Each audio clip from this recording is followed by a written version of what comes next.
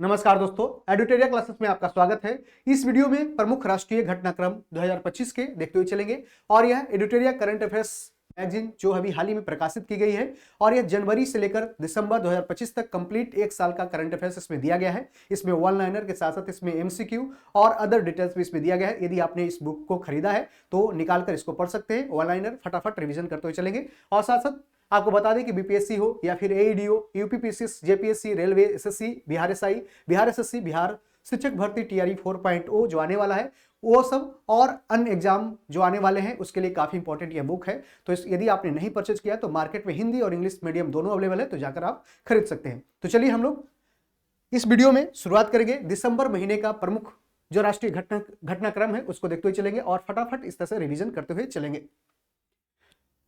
तो देख सकते हैं ministry of road transport and highway के अंतर्गत देख सकते हैं कितना, तो 57,125 किलोमीटर पिछले 5 वर्षों के दौरान लगभग 57,125 किलोमीटर राष्ट्रीय राजमार्ग नेशनल हाईवेज का निर्माण सड़क परिवहन एवं राजमार्ग मंत्रालय के अधीन किया गया। तो जानते हैं कि national highways authority of India NHAI के द्वारा इसको इस तरह से बनाया गया है। पिछले 5 वर्ष में 57,125 किलोमीटर जो क्या लंबी नेशनल हाईवे पूरे देश में बनाई गई है, यहां देख सकते हैं। और इसमें बात करें तो जानते हैं कि NH-44 की बात करें तो भारत की सबसे लंबी नेशनल हाईवे है और कहां से, तो श्रीनगर से यह कन्याकुमारी तक फैली हुई है जो पहले NH-7 था।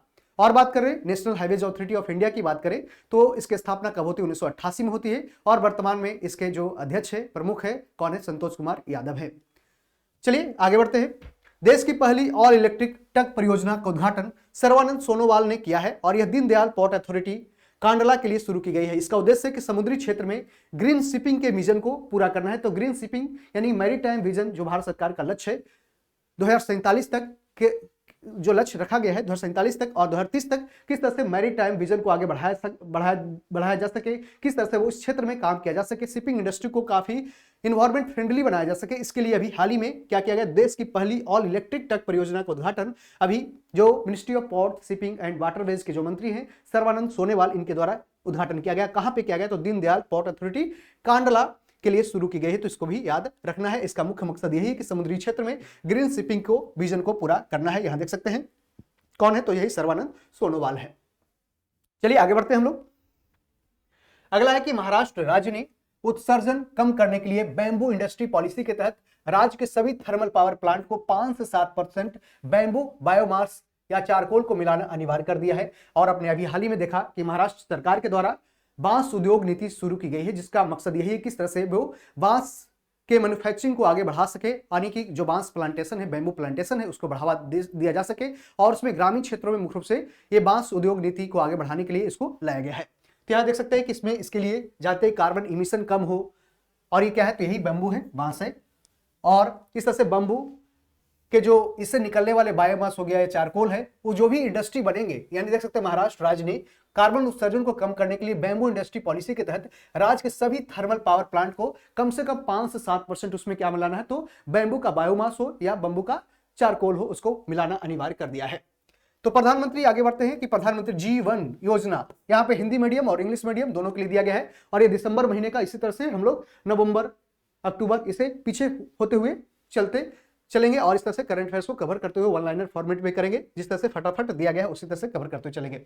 प्रधानमंत्री G1 योजना का दायरा और समय सीमा क्या है, तो 5 साल बढ़ाकर 2028 से 29 तक कर दी गई है ताकि दूसरी पीढ़ी के एथेनॉल परियोजनाओं के लिए भी वित्तीय सहायता जारी हो। तो मुख्य रूप से G1 योजना, यदि पूछ दे कि PM G1 योजना का मुख्य उद्देश्य क्या है, तो इसमें एथेनॉल का प्रोडक्शन को ज्यादा से ज्यादा बढ़ाना इसका मुख्य उद्देश्य है। अभी आपने हाल ही में सुना होगा कि E20 को हासिल कर लिया भारत ने। E20 को 5 साल पहले ही जो लक्ष्य रखा गया था, 2030 तक इसका लक्ष्य था, लक्ष्य से पहले ही 5 साल पहले यानी 2025 में ही यह जो कंप्लीट रूप से कर लिया है। और उसकी घोषणा अभी हाल ही में ministry of petroleum and natural gas के जो मंत्री हैं हरदीप सिंह पुरी के द्वारा घोषणा की गई कि भारत ने E20 को कंप्लीट रूप से हासिल कर लिया है 5 साल पहले। और जानते हैं कि इथेनॉल का प्रोडक्शन या तो गन्ना से होता है, गन्ना, सड़े गले गन्ना के जो रस निकलते हैं, उसके जो खाक बच जाते हैं उससे निकलते हैं, चाहे वो सड़े गले अनाज से भी निकलते हैं, उससे भी इसका इथेनॉल का प्रोडक्शन होता है। और यही E20 क्या है, तो इसमें 100 ग्राम पेट्रोल में कितना, तो 20 ग्राम एथेनॉल होना चाहिए। इसको ही गैसोलीन भी कहते हैं। आगे बढ़ते हैं कि देश में दूसरी पीढ़ी की एथेनॉल परियोजना की स्थापना करने के लिए एकीकृत जैव एथेनॉल परियोजनाओं को वित्तीय सहायता प्रदान करने के उद्देश्य से इस योजना को 2019 में इसको शुरू किया गया था। तो जानते हैं कि बायोइथेनॉल प्रोजेक्ट को आगे बढ़ाने के उद्देश्य से ऐसी परियोजना को शुरू कब किया गया? तो पीएमजीवन योजना की शुरुआत कब होती है? तो 2019 में शुरुआत की जाती है और इसका मकसद यही किस तरह से इथेनॉल को आगे प्रमोशन किया जा सके, इथेनॉल का प्रोडक्शन ज्यादा से ज्यादा किया जा सके। भारत का पहला 24/7 ओपन नेटवर्क कोर्ट कहां पे? तो केरल के कोल्लम शहर में खोला गया।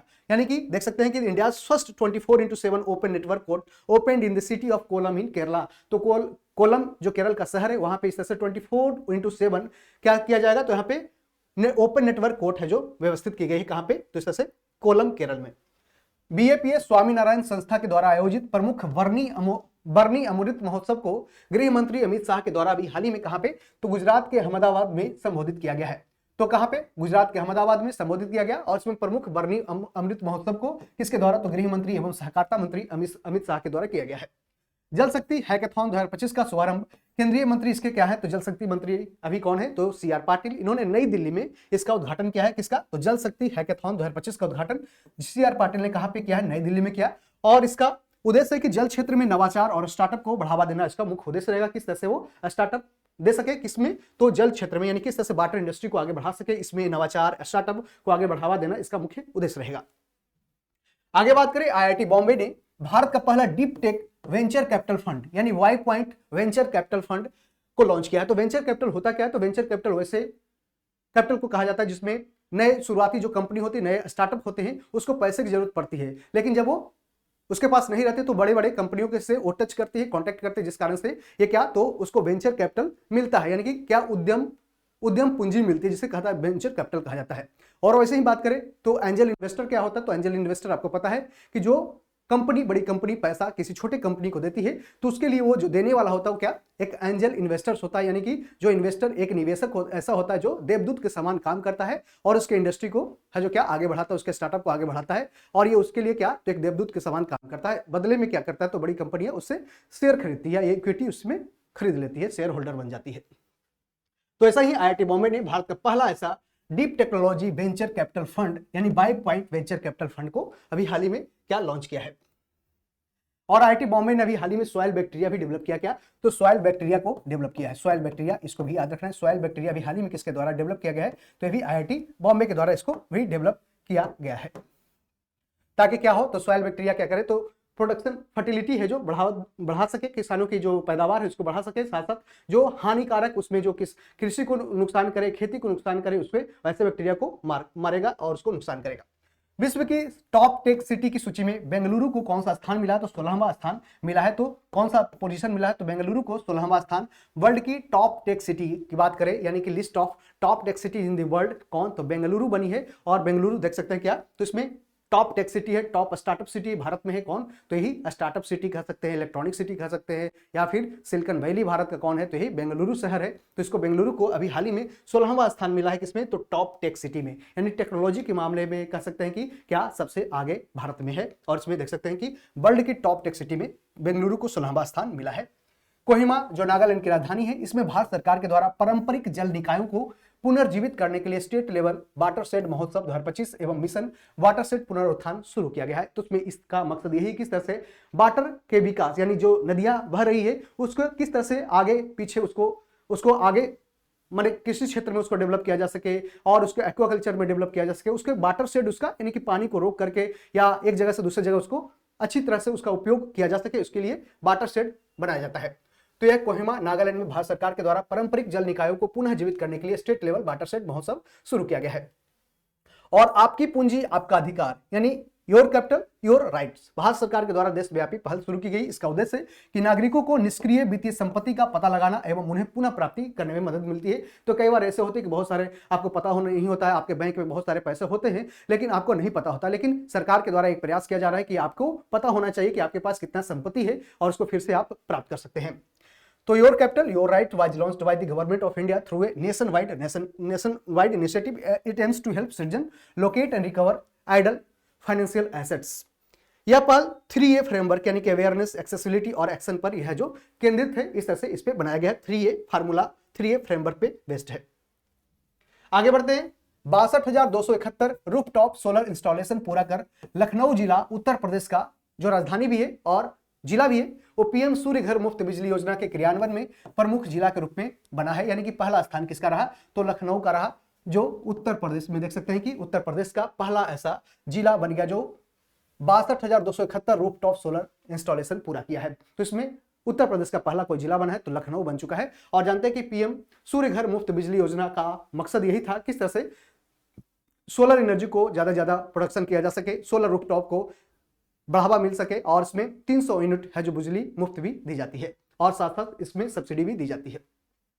गंगा नदी पर भारत के पहले हाइड्रोजन फ्यूल सेल पैसेंजर जहाज का कमर्शियल ऑपरेशन अभी हाल ही में नमो घाट से लेकर ललिता घाट के बीच में वाराणसी में किया गया है।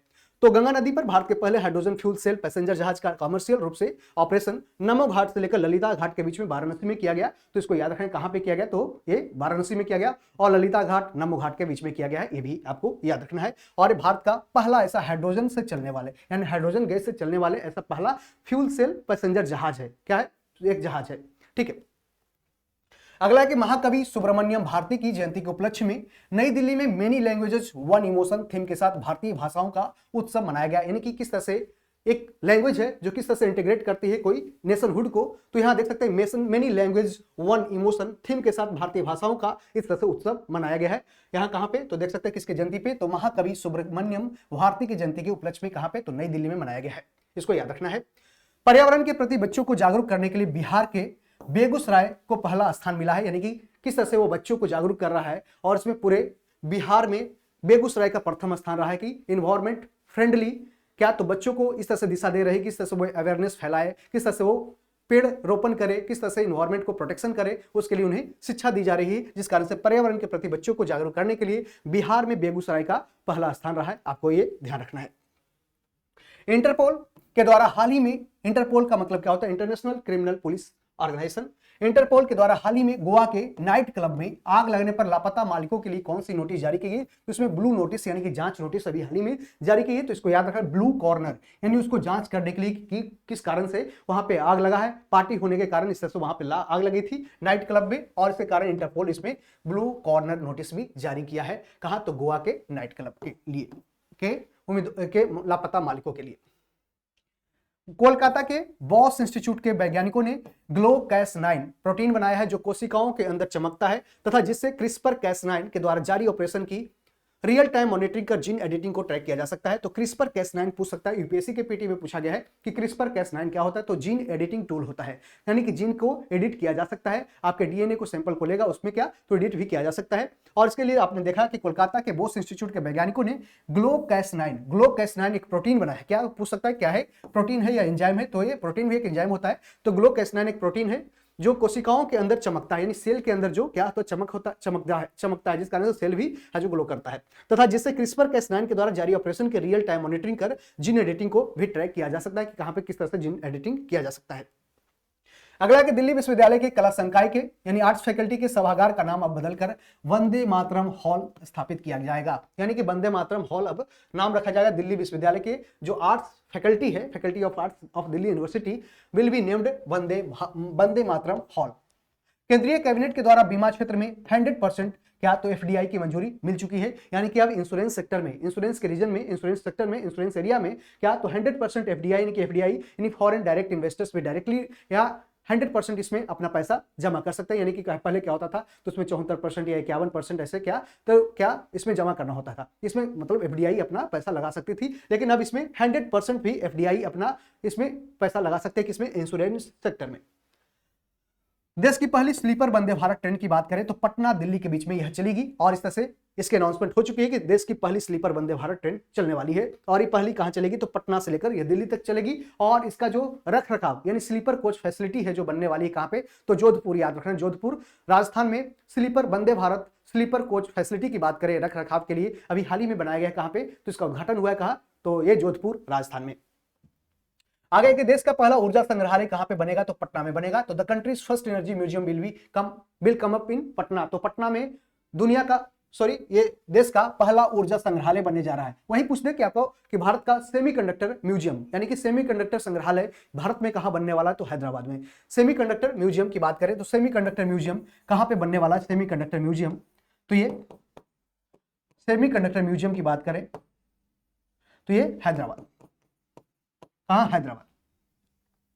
भारत का पहला गहरे समुद्र में समुद्री सूक्ष्म जीव अनुसंधान केंद्र आंध्र प्रदेश के नेल्लौर में, कहां पे? आंध्र प्रदेश के नेल्लौर में जो स्थापित किया जाएगा। India first deep sea marine microbial research centre, यानी कि समुद्र के अंदर जाकर के किस तरह से वो मैरीन जो माइक्रोबियल है यानी कि सूक्ष्म जीव है उसका अनुसंधान केंद्र इस तरह से उसमें अनुसंधान करने के लिए ऐसे स्टैब्लिश किया गया है। क्या? तो एक रिसर्च सेंटर स्टैब्लिश किया। कहां पे? तो ये नेल्लौर आंध्र प्रदेश में। कहां? नेल्लौर आंध्र प्रदेश में किया गया है।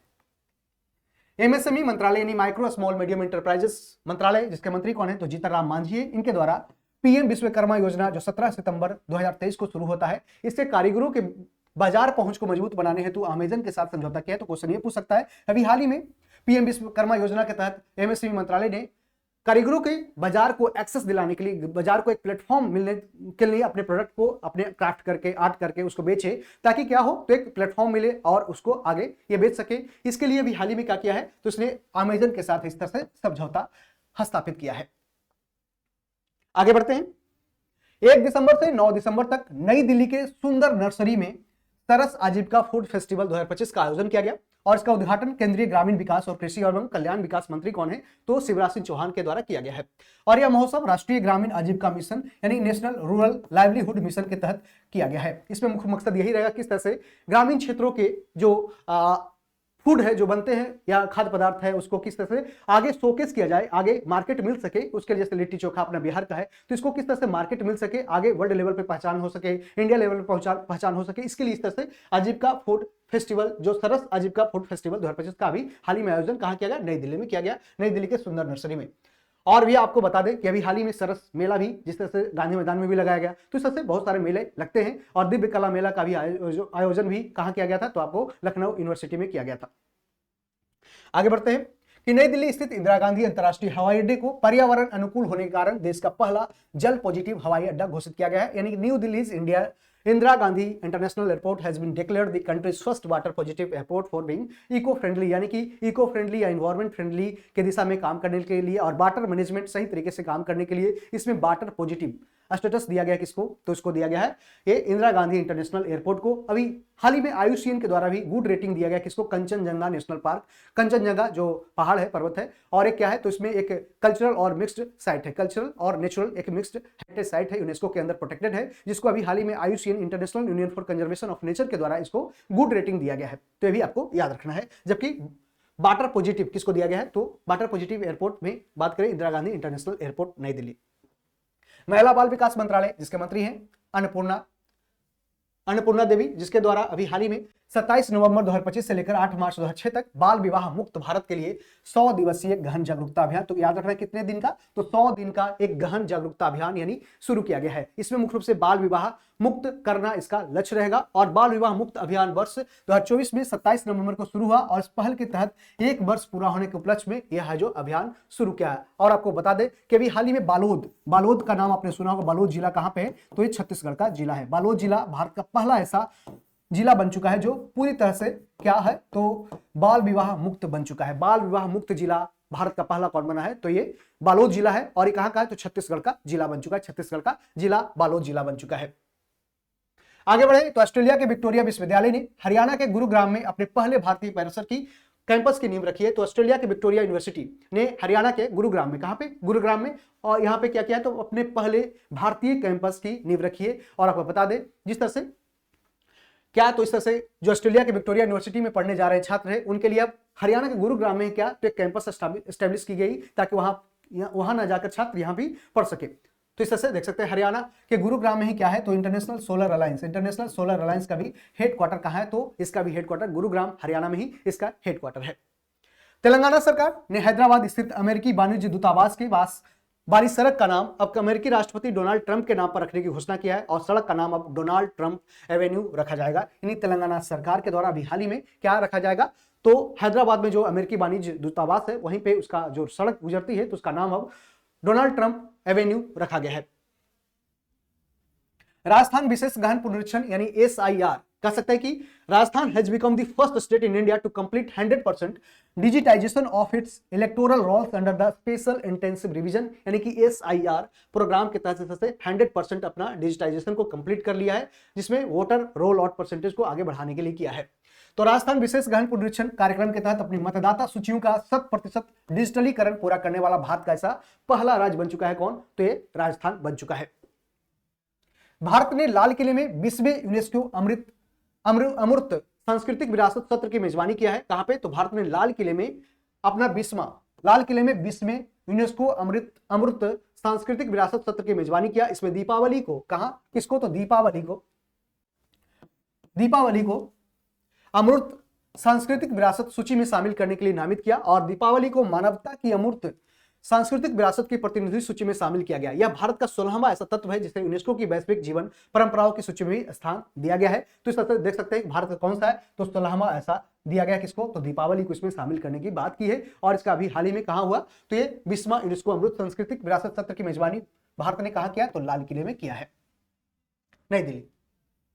5 दिसंबर 2025 को लोकसभा में राइट टू डिस्कनेक्ट बिल 2025 विधेयक जो निजी सदस्य के द्वारा पेश किया गया और इसके तहत कोई भी कर्मचारी कार्यालय समय के बाद कार्य संबंधी कॉल और ईमेल को अनदेखा करने का अधिकार रखता है। यानी कि राइट टू डिस्कनेक्ट बिल क्या होता है? तो यदि कोई आप कंपनी में काम करते हैं और ऐसा करने वाला केरल भारत का पहला राज्य बना था। केरल याद रखना है, केरल ये बिल लाने वाला पहला था। केरल फर्स्ट स्टेट था राइट टू डिस्कनेक्ट बिल। ठीक है, इसमें क्या है? तो कंपनी के एम्प्लॉई, यदि आप किसी कंपनी के एम्प्लॉई हैं तो आपको मान लें कि आपका 10 बजे से लेकर सुबह 10 बजे से लेकर शाम 5 बजे तक आपका ड्यूटी रहता है। लेकिन 7 बजे आपके कंपनी के मैनेजर हैं, आपको फोन करते हैं कि हमको ये काम करना है। लेकिन आप है जो उस कॉल को अनदेखा भी कर सकते हैं, आप उस ईमेल का जवाब भी नहीं दे सकते हैं और मैसेज का रिप्लाई भी नहीं कर सकते हैं। ये आपके क्या? तो राइट टू डिस्कनेक्ट, यानी कंपनी से डिस्कनेक्ट हो जाना। आपके जो वर्किंग आवर पीरियड के बाद आपका मन करे तो आप रिप्लाई करिए, नहीं करना है तो नहीं कीजिए। तो ऐसा राइट टू डिस्कनेक्ट बिल लाने वाला पहला ऐसा कौन था? तो केरल था। और इसमें प्रावधान था कि ओवर टाइम वेतन का भुगतान करना, कर्मचारी कल्याण प्राधिकरण की स्थापना। इसमें 10 से अधिक कर्मचारी जहां पे भी रहेगी वहां पे एक क्या? तो एक एम्प्लॉइज वेलफेयर अथॉरिटी इस तरह से डेवलप की जाएगी और स्टैब्लिश की जाएगी ताकि वो क्या कर सके? तो इसमें कर्मचारियों की जो काम करने की कह सकते उसके जो मेहनताना है उसको सही तरीके से मिल सके, सही समय से मिल सके, इसके लिए इस तरह से बनाई जाएगी। और इसमें ओवर टाइम जो भी पेमेंट करेगा, यानी 10 से 5 के बाद जो भी टाइम करेगा उसमें उसको ओवर टाइम भी दिया जाएगा। भारतीय रेलवे ने एआई आधारित मालगाड़ी लॉकिंग निगरानी प्रणाली दृष्टि के लिए आईआईटी गुवाहाटी के साथ समझौता किया है। तो Indian railway signed an agreement with IIT Guwahati for an AI based artificial intelligence based flight train locking monitoring system, यानी दृष्टि। यानी किस तरह से मालगाड़ी लॉकिंग निगरानी प्रणाली, यानी किस तरह से जो मालगाड़ी चलती है उसको लॉकिंग किया जा सके, उसको आगे बढ़ाया जा सके, इसके लिए क्या किया जाएगा? तो दृष्टि पहल अभी हाल ही में लाया गया इंडियन रेलवे के द्वारा, जो आईआईटी गुवाहाटी के साथ इस तरह से समझौता बनाने के लिए किया गया है। प्रधानमंत्री नरेंद्र मोदी ने हाल ही में गोवा के श्री संस्थान गोकर्ण पुर्तगाली जीवोत्थम मठ में प्रसिद्ध मूर्तिकार राम बी सुतार के द्वारा निर्मित भगवान राम की एशिया की सबसे ऊंची 77 फुट ऊंची कांस्य प्रतिमा का भी अनावरण किया है। कहां पे? तो इसको याद रखना है, कहां पे? तो गोवा में किया है। कहां? गोवा में प्रधानमंत्री मोदी ने इसका उद्घाटन किया है, जो किसकी? तो भगवान राम की एशिया की सबसे ऊंची प्रतिमा है। कहां पे बनाई गई है? तो ये गोवा में। और 77 फुट ऊंची किसकी प्रतिमा? तो कांस्य की, यानी कि ब्रॉन्ज मेडल की है। आगे है केंद्रीय मंत्रिमंडल के द्वारा sintered rare earth permanent magnet manufacturing promotion scheme के लिए 7280 करोड़ रुपए का वित्तीय सहायता भी हाल ही में दी गई है। तो the union cabinet approved financial assistance of ₹7280 crore for the sintered rare earth permanent magnet manufacturing promotion scheme. यानी इसके लिए क्या? तो इस तरह से रेयर अर्थ जो मिनरल्स होते हैं इसको प्रमोशन करने के लिए, इसको प्रोडक्शन करने के लिए इस तरह से क्या 7280 करोड़ रुपया इसमें दिया जाएगा।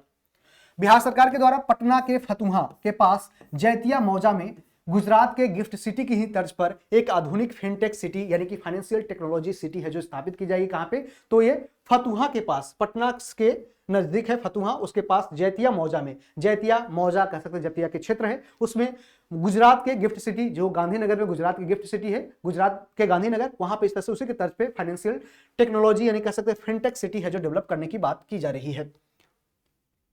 केंद्र सरकार की पहल पर एनपीसीआईएल यानी कि nuclear power corporation of India limited और नेशनल थर्मल पावर कॉर्पोरेशन यानी एनपीसीआईएल और एनटीपीसी ने बिहार के 3 जिलों सिवान, बांका और नवादा जो रजौली में स्थित है, इसमें परमाणु ऊर्जा संयंत्र स्थापित करने के लिए सर्वे शुरू कर दिया है। और ऐसे प्रमुख स्मॉल मॉड्यूलर रिएक्टर यानी छोटे छोटे SMR small modular reactor, nuclear reactor जो बनाए जाएंगे ताकि न्यूक्लियर एनर्जी का प्रोडक्शन ज्यादा कर हो सके। इसके लिए भारत सरकार है जो आगे प्रतिबद्ध है और इसके लिए सीवान, बांका और नवादा के रजौली में इस तरह से डेवलप किया जा रहा है। शैक्षणिक सत्र 2025-26 से CBSE यानी central board of secondary education ने नई राष्ट्रीय शिक्षा नीति 2025 के तहत नई राष्ट्रीय शिक्षा नीति 2020 के तहत 6 से 8 के जो विद्यार्थी हैं उनके लिए कौशल शिक्षा को अनिवार्य कर दिया है। जो स्किल एजुकेशन है यानी कि आपको वोकेशनल एजुकेशन कह सकते हैं या स्किल एजुकेशन यानी आपके पास कुछ नॉलेज ऐसा होना चाहिए ताकि आप भविष्य में रोजगार को आसानी से पा सके और इसके लिए आपका जो स्किल डेवलप किया जा सके, इसके लिए स्किल एजुकेशन है जो शुरुआत से ही दी जाएगी। इसके लिए from the academic session 2025-26 CBSE has made skill education mandatory for classes 6 to 8 under the new education policy. New national education policy जानते हैं कब लाई जाती है, तो नेशनल एजुकेशन पॉलिसी 2020 जो कस्तूरी रंजन समिति के अनुशंसा पे इसको लाया गया। ठीक है, इसको याद रखना है। जम्मू कश्मीर में मिनरल डेवलपमेंट को बढ़ाने के लिए लाइमस्टोन ब्लॉक्स की पहली नीलामी की जाएगी, यानी the first auction of limestone blocks will be held to enhance mineral development in Jammu and Kashmir. और जम्मू कश्मीर के क्षेत्र में इस तरह से मिनरल का डेवलपमेंट हो सके, लाइमस्टोन ब्लॉक्स को इस तरह से पहली बार क्या किया गया है, तो ऑक्शन किया गया, नीलामी किया गया है। कहां? जम्मू कश्मीर में। भारत के पहले private sector navigation innovation hub Anna centre of excellence for navigation यानी ASEAN का उद्घाटन हाल ही में तिरुवनंतपुरम केरल में किया गया, जिसे इसरो के चेयरमैन V नारायणन ने लॉन्च किया। तो ये अन्ना नहीं है, क्या अनंत है, अनंत याद रखना है, Anant centre of excellence for navigation. अभी हाल ही में ASEAN का उद्घाटन कहां किया गया है, तो इसमें तिरुवनंतपुरम केरल में किया गया, जिसका उद्घाटन इसरो के वर्तमान में जो चेयरमैन है V नारायणन इसके द्वारा किया गया है। और यहां देख सकते हैं क्या है, तो पहले private sector navigation innovation hub है जो जिसका नाम है Anant centre of excellence for navigation. आगे भारतीय प्रतिभूति और विनिमय बोर्ड यानी securities exchange board of India यानी SEBI ने कम जोखिम वाले विदेशी निवेशकों के लिए भारत में निवेश को आसान बनाने के लिए स्वागत FI यानी कि single window automatic and generalised access for trusted foreign investors नामक एक नया फ्रेमवर्क लॉन्च किया, जो 1 जून 2026 से लागू होगा। यानी किस तरह से सिंगल विंडो ऑटोमेटिक क्लियरेंस मिल जाएगी ताकि वो फॉरेन डायरेक्ट इन्वेस्टर्स आए और यहाँ पे पैसा अपना लगाए और आसानी से यहाँ पे निवेश करे। इसके लिए ऐसी व्यवस्था SEBI ने अभी किया है, तो यहाँ इस तरह से बनाया गया है। तो भारतीय एक इसके द्वारा, तो SEBI के द्वारा जो कम जोखिम वाले विदेशी निवेशकों के लिए किया गया है, जो भारत में निवेश को यानी इन्वेस्टमेंट को आगे आसान किया जा सके। जानते हैं कि SEBI की स्थापना 1988 में की जाती है एक अवैधानिक निकाय के रूप में, लेकिन इसको वैधानिक बना दिया जाता है कब? 1992 में इसको वैधानिक घोषित किया जाता है, स्टैट्यूटरी बॉडी। और अभी वर्तमान में SEBI के वर्तमान में अध्यक्ष कौन है, इसके प्रमुख कौन है, चेयरमैन की बात करें तो अभी तुहिन कांता पांडे है। आगे बढ़ते हैं। रीजनल आर्टिफिशियल इंटेलिजेंस यानी कि AI इंपैक्ट कॉन्फ्रेंस 2025 शिलोंग के स्टेट कन्वेंशन सेंटर में आयोजित हुई और इस सम्मेलन का फोकस क्या रहा, तो लोग प्रकृति और प्रगति पे था। यानी कि देख सकते हैं the focus of the conference was on people, nature and progress. तो regional artificial intelligence impact conference 2025 जानते हैं कि अगले साल 2026 में इसी साल क्या हो रहा है, तो AI इंपैक्ट समिट भारत के नई दिल्ली में इसका आयोजन किया जाएगा। इसके लिए क्षेत्रीय रूप से किस तरह से रीजनल बेसिस पे आर्टिफिशियल इंटेलिजेंस को प्रमोट किया जा सके, इसको बढ़ावा दिया जा सके, इसके लिए इस पहल को आगे बढ़ाया जाएगा। और इसके लिए देखा आपने कि impact conference 2025 regional artificial intelligence impact conference 2025 कहां पे, तो मेघालय की राजधानी शिलोंग में किया जाएगा। शिलोंग के स्टेट कन्वेंशन सेंटर में इसका आयोजन हुआ। इसका फोकस भी याद रखना है किस पे, तो लोग, प्रगति और प्रकृति यानी कि पीपल को क्या, तो कनेक्टिविटी भी देना है, साथ साथ इसमें नेचर से भी कनेक्ट करना है, साथ साथ इसमें प्रोग्रेस भी करते जाना है। इसका यही थीम रहा। 11वां इंडिया इंटरनेशनल साइंस फेस्टिवल 2025 का आयोजन कहा, तो हरियाणा के पंचकुला में 6 से 9 दिसंबर 2025 तक इसका आयोजन किया गया, जिसका थीम क्या रहा, तो विज्ञान से समृद्ध आत्मनिर्भर भारत के लिए थी। यानी कि विज्ञान से समृद्ध आत्मनिर्भर भारत के लिए 11वां इंडिया इंटरनेशनल साइंस फेस्टिवल, जिसका आयोजन कहा हुआ, पंचकुला हरियाणा में किया गया, जिसका थीम क्या रहा, तो इसका थीम याद रखना है, विज्ञान से समृद्ध आत्मनिर्भर भारत इसका मुख्य थीम रहा। तो इसको आपको थीम याद रखना है, कहां पे इसका आयोजन किया गया, कौन से नंबर का ये है जो इंटरनेशनल साइंस फेस्टिवल था, 11वां नंबर का था। नीति आयोग और international business machine IBM, NITI Aayog और IBM ने 2047 तक, कब तक, 2047 तक भारत को दुनिया की शीर्ष 3 क्वांटम अर्थव्यवस्था यानी टॉप 3 क्वांटम इकोनॉमीज में से एक बनाने के लिए एक रोड मैप जारी किया है। यानी नीति आयोग और इंटरनेशनल बिजनेस मैनेजमेंट ने 2047 तक, कब तक, 2047 तक भारत को दुनिया की टॉप 3 क्वांटम टेक अर्थव्यवस्था है जो बनाने की बात किया है। इसमें आने वाले समय में जिस तरह से क्वांटम टेक्नोलॉजी का प्रचार प्रसार हो रहा है, जिस तरह से बढ़ता जा रहा है, इसकी दिशा तय करने के लिए और इसको आगे बढ़ाने के उद्देश्य से टॉप 3 क्वांटम इकोनॉमीज में भारत भी इसमें एक बनेगा। इसके लिए एक नीति आयोग और आईबीएम ने भी इस तरह से एक रोड मैप जारी किया है। बिहार में 3 नए विभाग, युवा रोजगार एवं कौशल विकास विभाग, उच्च शिक्षा विभाग यानी हायर एजुकेशन को बढ़ाने के लिए, युवा को रोजगार और स्किल डेवलपमेंट करने के लिए इस तरह से, और उच्च शिक्षा विभाग और सिविल विमानन विभाग यानी कि सिविल एविएशन जो डिपार्टमेंट है, इस तरह से क्या किया जाएगा, तो उसको गठन को मंजूरी अभी हाल ही में दिया गया। तो कौन से 3 नए विभाग हैं उसको भी नाम याद रखना है, युवा रोजगार एवं कौशल विकास विभाग, उच्च शिक्षा विभाग और सिविल विमानन विभाग के गठन को अभी हाल ही में मंजूरी प्रदान की गई। कहां पे, तो बिहार में। 3 कैसे, कितने, 3 नए विभाग बने हैं। चलिए, महिलाओं की सुरक्षा के लिए बिहार में अभया ब्रिगेड पुलिस यूनिट बनाने की घोषणा की गई। जिस तरह से बिहार के अभी नए गृह मंत्री और उप मुख्यमंत्री सहित कौन बने हैं, तो ये सम्राट चौधरी, इनके द्वारा भी हाल ही में घोषणा की गई। जो भी कॉलेज या स्कूल के छात्रा को जो परेशान करते हैं मनचंगे, उनको क्या करना है, उसको कंट्रोल करना है। और इस कारण से ऐसे क्या किया है, तो अभया ब्रिगेड पुलिस यूनिट बनाने की घोषणा किया है जो महिलाओं की सुरक्षा के लिए है, जो यह तत्पर रहेंगे। तो अभया ब्रिगेड पुलिस यूनिट अभी हाल ही में महिलाओं की सुरक्षा के लिए किस राज्य के द्वारा बनाया गया, तो ये बिहार के द्वारा बनाया गया है। कृषि क्षेत्र में सौर ऊर्जा के इस्तेमाल में महाराष्ट्र देश में टॉप स्थान पर रहा। तो महाराष्ट्र है जो क्या पहला पोजीशन रहा कृषि क्षेत्र में। एग्रीकल्चर एरिया में ज्यादा से ज्यादा क्या करना है, तो सौर ऊर्जा के इस्तेमाल में, यानी जैसे आपने देखा कि पीएम कुसुम योजना को शुरुआत किया गया था। इसमें मुख्य रूप से किसानों को सोलर पैप्ड वाटर यानी सोलर पाइप्ड ऐसे अंडरग्राउंड वाटर निकालते हैं, उसमें सोलर से बिजली निकलने वाले सोलर से बिजली निकलता है, उससे फिर पानी निकलता है, उससे फिर खेत की सिंचाई होती है। तो इस कारण से पीएम कुसुम योजना को शुरुआत किया। पीएम कुसुम योजना इसका मुख्य मकसद था। पीएम कुसुम योजना के उद्देश्य से यह किया गया था और इसमें काफी अच्छा काम किया, जिस कारण से कृषि क्षेत्र में सौर ऊर्जा के इस्तेमाल में महाराष्ट्र है जो भारत में क्या, तो पहला स्थान रहता है। तो Maharashtra ranks at the top in the country in the use of solar energy in the agriculture sector. और साथ साथ आपको यह भी याद रखना है कि 6ठा राष्ट्रीय जल पुरस्कार की घोषणा की गई। 6ठा राष्ट्रीय जल पुरस्कार अभी हाल ही में घोषणा किया गया, जिसमें आपने देखा कि इसमें 6ठा राष्ट्रीय जल पुरस्कार में महाराष्ट्र क्या रहा, पहला स्थान रहा। महाराष्ट्र पहला स्थान रहा, दूसरा स्थान गुजरात रहा और तीसरा स्थान इसमें हरियाणा को मिला है। ठीक है, तो इसको याद रखना है। आगे एशियाई विकास बैंक यानी एशियन डेवलपमेंट बैंक ने महाराष्ट्र में, कहां पे, महाराष्ट्र में ग्रामीण और सुरक्षित सड़कों के लिए $400 मिलियन लगभग 3300 करोड़ रुपए के एक बड़े परिणाम आधारित ऋण, यानी कि क्या रिजल्ट, क्या तो इसका नाम है क्या, रिजल्ट या कह सकते हैं आउटकम बेस्ड लोन यानी आरवीएल प्रोग्राम के तहत इस तरह $400 मिलियन यानी 3300 करोड़ रुपए का इस तरह से क्या को लोन कार्यक्रम को इस तरह से मंजूरी प्रदान किया किसने, तो एडीबी ने। क्वेश्चन पूछ सकता है कि अभी हाल ही में महाराष्ट्र में ग्रामीण और सुरक्षित सड़कों के लिए $400 मिलियन के एक बड़े परिणाम आधारित ऋण कार्यक्रम को मंजूरी किसके द्वारा दी गई, तो वर्ल्ड बैंक या फिर एडीबी या न्यू डेवलपमेंट बैंक। तो इसमें आंसर हो जाएगा क्या, तो एशियाई विकास बैंक यानी एडीबी आंसर हो जाएगा। ठीक है, एडीबी की बात करें तो एशियन डेवलपमेंट बैंक, जिसकी स्थापना कब होती है, 1966 में होती है और इसका हेडक्वार्टर कहां, तो इसका हेडक्वार्टर फिलीपींस की राजधानी मनीला में इसका हेडक्वार्टर है। भारत में डीप फेक यानी कि जो डीप फेक है उस पर लगाम लगाने के लिए एक निजी सदस्य विधेयक यानी प्राइवेट मेंबर्स बिल लोकसभा में शिवसेना के सांसद श्रीकांत शिंदे के द्वारा प्रस्तुत किया गया। तो ये प्राइवेट बिल क्या होता है और पब्लिक बिल क्या होता है, तो पब्लिक बिल जो गवर्नमेंट के अंदर, जो काउंसिल ऑफ मिनिस्ट्री के अंदर कोई भी मंत्रालय के मंत्री हैं, तो उसको जो मंत्री हैं उनके द्वारा यदि कोई बिल पास किया गया, बिल भेजा गया, तो उसको कहा जाता है क्या, तो ये पब्लिक बिल। और यदि लोकसभा के कोई भी अदर एमपी हो गया या राज्यसभा के अदर एमपी हो गया जो क्या मंत्री नहीं है, उसके द्वारा यदि कोई बिल रखा गया तो उसको कहते हैं क्या, प्राइवेट मेंबर बिल। ठीक है, तो उसी तरह से भारत में डीप फेक पर यानी कि डीप फेक पर लगाम लगाने के लिए एक निजी सदस्य विधेयक प्राइवेट मेंबर्स बिल लोकसभा में शिवसेना के जो सांसद है श्रीकांत शिंदे के द्वारा इसको अभी हाल ही में प्रस्तुत किया गया। जिस तरह से आपने देखा कि रश्मिका मंदाना का एक डीप फेक वीडियो बनाकर इस तरह से वायरल हुई थी और बहुत सारे ऐसे डीप फेक वीडियो जो चाहे वो अलग अलग इंडस्ट्री के द्वारा, चाहे पॉर्न इंडस्ट्री में हो या फिर अलग अलग, इसमें क्या, तो डीप फेक यानी कई लोगों को ब्लैकमेल करने के लिए इस तरह से डीप फेक वीडियो भी बनाए जाते हैं, आर्टिफिशियल इंटेलिजेंस का भी सहारा लेकर इस तरह से किए जाते हैं, तो उसको भी लगाम लगाने के लिए ऐसा किया जा रहा है।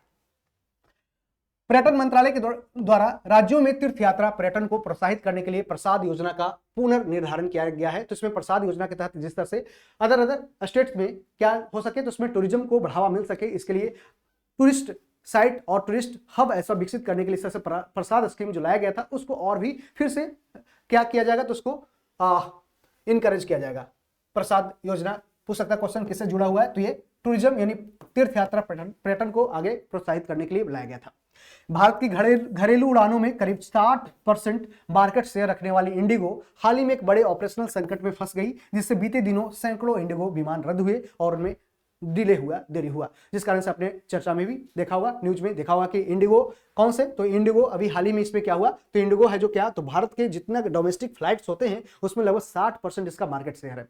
और अभी देखें कि इसके बहुत सारे इसके विमान भी रद्द हुए ऑपरेशनल डेफिशिएंसी होने के कारण। आगे राष्ट्रपति द्रौपदी मुर्मू ने हाल ही में नई दिल्ली के विज्ञान भवन में 2023-2024 के लिए राष्ट्रीय हस्तशिल्प पुरस्कार प्रदान किए, और यह समारोह राष्ट्रीय हस्तशिल्प सुतार 2029 राष्ट्रीय हस्तशिल्प सुतार 2029 8 से 14 दिसंबर का हिस्सा रहा, जिसमें कुल 48 पुरस्कार दिए गए, और जिसमें 12 शिल्प गुरु पुरस्कार, 36 राष्ट्रीय हस्तशिल्प पुरस्कार और 2 विशेष डिजाइन एवं नवाचार पुरस्कार भी इसमें शामिल रहे हैं। तो इसको याद रखना कहां पे, तो नई दिल्ली के विज्ञान भवन में। इसका उद्घाटन किसने के द्वारा, राष्ट्रपति द्रौपदी मुर्मू के द्वारा किया गया, और यह 2023 और 2024 के लिए राष्ट्रीय हस्तशिल्प पुरस्कार इसे दिया गया है, और इसका नाम जानते हैं कि राम सुतार के ऊपर रखा गया है। राम सुतार जो सरदार वल्लभ भाई पटेल की जो मूर्ति बनाई गई है, और ये दुनिया की सबसे ऊंची मूर्ति है, जिसका इन्होंने ही डिजाइन किया था, इन्होंने ही बनवाया था, और इनका भी हाल ही में निधन भी हो चुका है। आगे उत्तर प्रदेश के दुधवा टाइगर रिजर्व के बफर जोन में पहली बार रेनबो वाटर बैंक पाया गया है, रेनबो वाटर स्नेक पाया गया, रेनबो वाटर स्नेक पाया गया, क्या स्नेक, रेनबो वाटर स्नेक पाया गया है कहां पे, तो इसका नाम है इनहेड्रिस जिसका नाम है। तो for the first time a rainbow water snake Enhydris has been found in the buffer zone of the Dudhwa tiger reserve of Uttar Pradesh. तो दुधवा टाइगर रिजर्व कहाँ है, तो उत्तर प्रदेश में है, और यहाँ पे क्या पाया गया है, तो ये पूछ सकता है कि इनहेड्रिस किसकी प्रजाति है, तो सांप की है, और एक रेनबो वाटर यानी कि किस तरह से इंद्रधनुष के आकार का एक क्या है, सांप की प्रजाति पाई गई। बिहार सरकार वैशाली जिले में स्थित बरेला झील कहाँ है, जिसका नाम है डॉक्टर सलीम अली जुब्बा सहनी पक्षी अभ्यारण्य, जो बरेला झील में पक्षियों का निवास स्थान भी है। तो वैशाली जिले में स्थित बरेला झील जो डॉक्टर सलीम अली जुब्बा सहनी पक्षी अभ्यारण्य को नेचर वाइल्ड लाइफ सर्किट में इसको शामिल करने की बात किया है। तो बिहार सरकार ने किया है, कहां पे स्थित है, तो वैशाली जिले में। पूछ सकता है बरेला झील कहां है, जिसका नाम डॉक्टर सलीम अली, जो भारत के क्या, तो फर्स्ट बैट्समैन ऑफ इंडिया भी कहा जाता है सलीम अली को। अगला कि भारत में फुटबॉल को बढ़ावा देने के लिए महाराष्ट्र सरकार ने प्रोजेक्ट महादेव को लॉन्च किया है, यानी किस तरह से भारत में भी आगे फुटबॉल को भी बढ़ावा मिल सके, जिस तरह से क्रिकेट को बढ़ावा मिलता है। हालांकि भारत सरकार के द्वारा या कह सकते हैं कि इसको इंडियन सुपर लीग भी डेवलप किया गया है, ताकि इसमें फुटबॉल का इंफ्रास्ट्रक्चर डेवलप हो, फुटबॉल के खिलाड़ी है जो इसमें आगे आए और वर्ल्ड के जो टॉप प्लेयर है उसके साथ भी खेल सके, इसके लिए इसे इंडियन सुपर लीग भी जारी है। भारत में फुटबॉल को बढ़ावा देने के लिए महाराष्ट्र सरकार ने कौन से प्रोजेक्ट लॉन्च किया है, तो महादेव लॉन्च किया है। और महाराष्ट्र सरकार के द्वारा भी हाल ही में क्या किया गया, तो गणेश उत्सव मनाने की भी घोषणा की गई, गणेश उत्सव को राजकीय उत्सव मनाने की घोषणा की गई है। भारत ने लद्दाख के गलवान घाटी में दुनिया का सबसे ऊंचा 14,500 फीट युद्ध स्मारक यानी बार मेमोरियल खोला है, जिसका उद्घाटन रक्षा मंत्री राजनाथ सिंह के द्वारा किया गया है। यानी कि India has opened the world's highest 14,500 feet war memorial in the Galwan valley of Ladakh. It was inaugurated by the defence minister Rajnath Singh. और 2025 को यूनाइटेड नेशन ने क्या कहा, तो इंटरनेशनल ईयर ऑफ कोऑपरेटिव्स कहा, जबकि रक्षा मंत्रालय ने 2025 को ईयर ऑफ रिफॉर्म्स यानी सुधारों का वर्ष कहा। 2026 को international year of women farmers United nation के द्वारा कहा गया, यानी अंतर्राष्ट्रीय रूप से क्या, तो international year of women farmers यानी अंतर्राष्ट्रीय रूप से महिला जो किसान होती है उसको सम्मान देने के लिए इस तरह से 2026 को यूनाइटेड नेशन के द्वारा घोषित किया गया है। आईआईटी मद्रास की अगुवाई में भारत ने चेन्नई में, कहां पे, चेन्नई में ग्लोबल एआई कॉन्क्लेव 2025 की मेजबानी किया है, और ये इवेंट सुरक्षित, भरोसेमंद और समावेशी एआई डेवलपमेंट पर इस तरह से केंद्रित किया गया है।